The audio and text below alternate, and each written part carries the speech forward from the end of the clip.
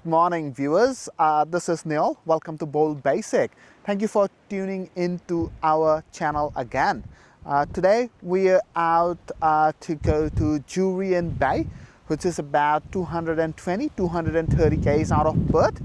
We are going to visit a couple of places in between.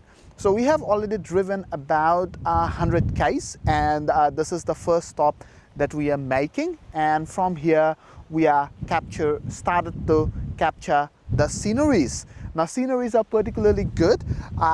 We have a bit of an overcast and bit of a wind today. The first stop that we are making today is called Nilgen Lookout, from where you can actually see the coastal views. It also has a wildflower walking trail, which is about 600 meters, and the return time is, at mentioned on the boat, is about 30 minutes. We are not going to do the wildfire tour. We have seen it in plenty of other videos in Nilgen. I'm going to put a link up of the Nilgen wildfire tour. These are the two parts that we have. So we are going to do the first one, which is about 200 meters to the lookout. Trees here, I don't know, let me get a bit closer. You can see all the trees are burned up. Now this is bushfire, or sometimes the Department of Biodiversity also do controlled burns. This is the view from the lookout, so it has those long grass trees. Tonight we are gonna stay a place called Jurien Bay. So we have already booked the campsite for the night. So that costed us about $40, if I remember correctly, for the night. It's an unpowered site, and if I go by the information which is available on their website, it's really near to the beach. Nilgen Point has a couple of parking spots along with place for your caravans or camper trailers, so anyone can stop and have a look around. The road we are on, so this is called Indian Ocean Drive. This takes you to, I believe, till Geraldton. Then it cuts back and goes a bit inland. So this is a very scenic drive. You can see the sea on your left, and sometimes it feels like you are heading directly to the sea. Let's see if we can capture those today. And while we are on the lookout, I just read the trees that we are looking on our right hand side, which has a bit of yellowish. If I'm not mistaken, that's called Christmas tree. I saw a photo opportunity sign on the side of the road, so thought let's give it a go. So I'm just walking to the point, but when we go out of this one, I'll show you a view, and that's pretty damn good. The sea and the sky looks like it's one in same horizon, and the road that we are looking there, I'm gonna put an arrow. So that's the road that we are driving.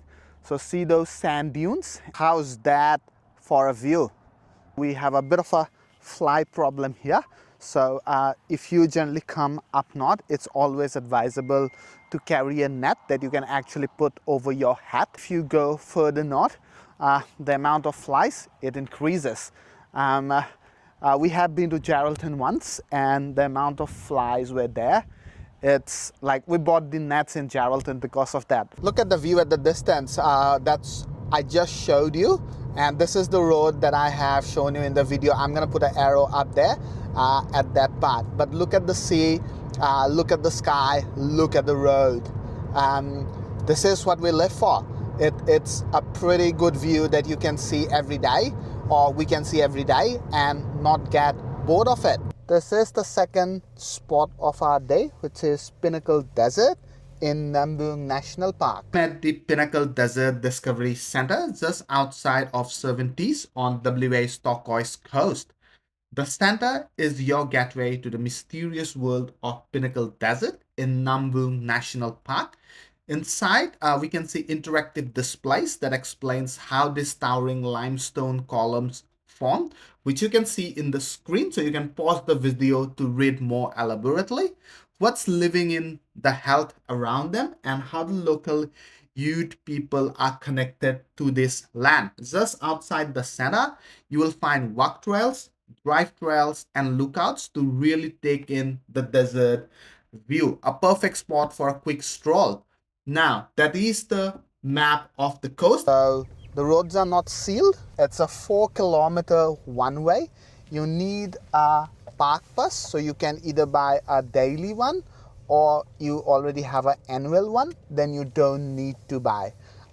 If anyone is interested, the day pass will set you back $17. This is the entry point of it. It's a bit steep, but it has good grip, and it's a bit rough, but it's okay. Now, vehicles must remain on the road at all times. There are designated parking spots where we can park and go see the pinnacles. We have just seen in the video that pinnacles are actually limestone formations, and if you're having a look on the either side of the road, depends upon how much the camera is covering, all of those pointy things that we are able to see, those are called the pinnacles. The pinnacles comes in different sizes, shapes, length, breadth, height. This is a unique one that I just saw, so thought of capturing this one. I'll capture a couple more. So this has some holes and cracks all around the length of it. This looks a bit different as well, where the right side is a bit longer than the left hand side, and again same, put it base to the ground, and as far as your eyes can see, this is all pinnacles. Look at this. This is a bit bigger one, which is its width is like, at least if you look at compare the size of the other ones, it is basically like if you put together 5 or 6 pinnacles together, I believe that's how big this one is. And there are bits of vegetation here as well, and we can also see the trees are a bit burned. Now, as I said, I'm not really sure if it is a controlled burn or it is because of the bushfire. Now, what we have done, if you remember, or if you have seen our last videos from Pemberton, we have to buy the day passes because our park pass expired. However, in Pinnacles, in the visitor center, you can actually buy those annual park passes. And if you have any visit to the parks in last 7 days and maximum of 3 tickets, that actually can be adjusted to the price of the annual park pass.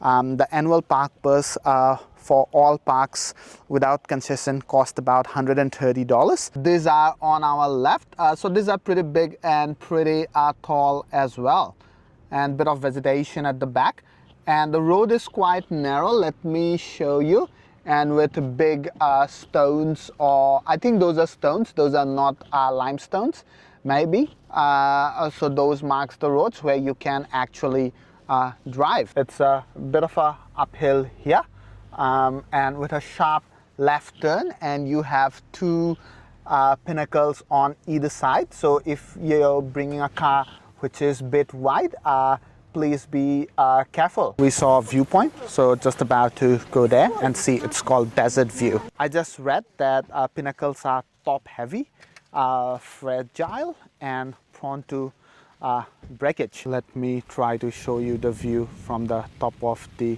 viewpoint. So we have a bit of a tree obstructions, and those are white flowers that I was talking about. So this is the entire Nam Vang National Park. The cars that you are seeing, that's where we have stopped and drive to this particular desert point. The white object that you are seeing in the distance, those are sand dunes. So we have a couple of warnings when we were driving on the Indian Ocean Road that sand might obstruct the visibility. I think this is one of the longest pinnacles, and I'm just coming here so that you can see how high it is. It might be me, one more me, and then bit more me. And it has a crack right here as well, and this side is pretty much not there. The road is really narrow at this part. We have pinnacles on the both sides, and these are pretty big, and the road is also really uneven. We are exiting the Pinnacles Drive to our right if we turn again. So that's the start point of the Pinnacle Drive, which is about 4 kilometers. And after this, the next part of our journey is our overnight halt, which is in Jurien Bay. This is our stay for the night, which is Summer Star Tourist Park in Jurien Bay. We have taken an unpowered site, which is at the end of the park. This has cost us about $40 for the night for an unpowered site. The camp kitchen and barbecue area is right in front of us. However, the amenities are a bit of a walk from where we are. This is our spot. So we are going to have a quick snack. We have seen a bit of cafes or some pizza places just outside of the caravan park. Before we set up things, we're gonna have a quick bite to it. We're walking towards the jetty. The waves are hitting the sand, and we have a couple of seagulls. Look at how the waves, how good is this looks like. Cloud formation at the back. It looks like a wave as well. Look at the waves coming on the both sides of the jetty.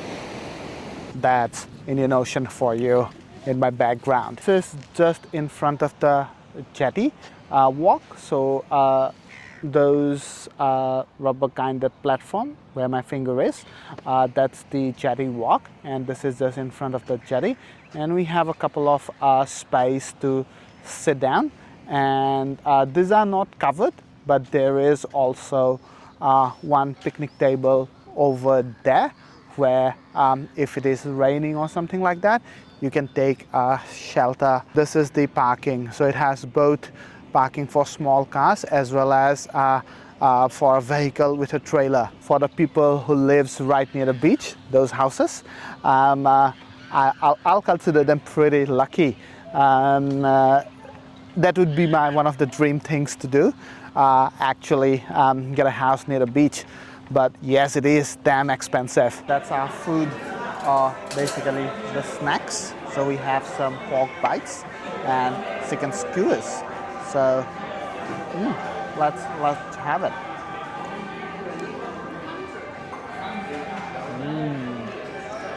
Let's have both together for a perfect taste. Bit of a dip in the satay sauce.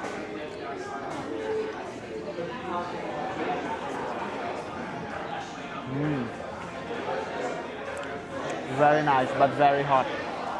So we're gonna enjoy this and then go back to our camp. That's where we have parked for the night. So we have made a decision that tonight we are not gonna set up camp.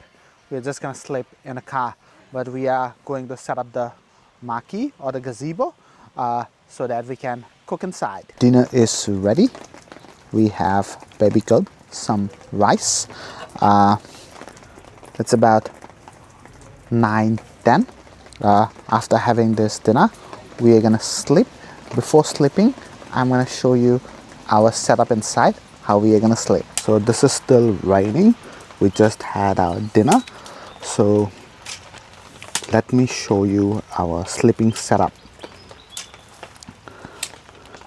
The reason why I'm coming near the door, because we're gonna sleep inside the car tonight.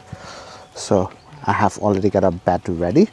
Unfortunately, the middle seat belt can't be removed, so but it's still okay. It's pretty much flat, so it shouldn't give us any problem, and we should have a good night's sleep. But for the sleep, we are gonna pack everything up, and I'm gonna reverse the car inside the gazebo so that the rain is not gonna hit the car directly. Thank you very much if you have watched the video till now. This is the part 1 of Jurien Bay. We're gonna shoot part 2 tomorrow morning. Thank you for watching. Have a good night. We'll see you on next video.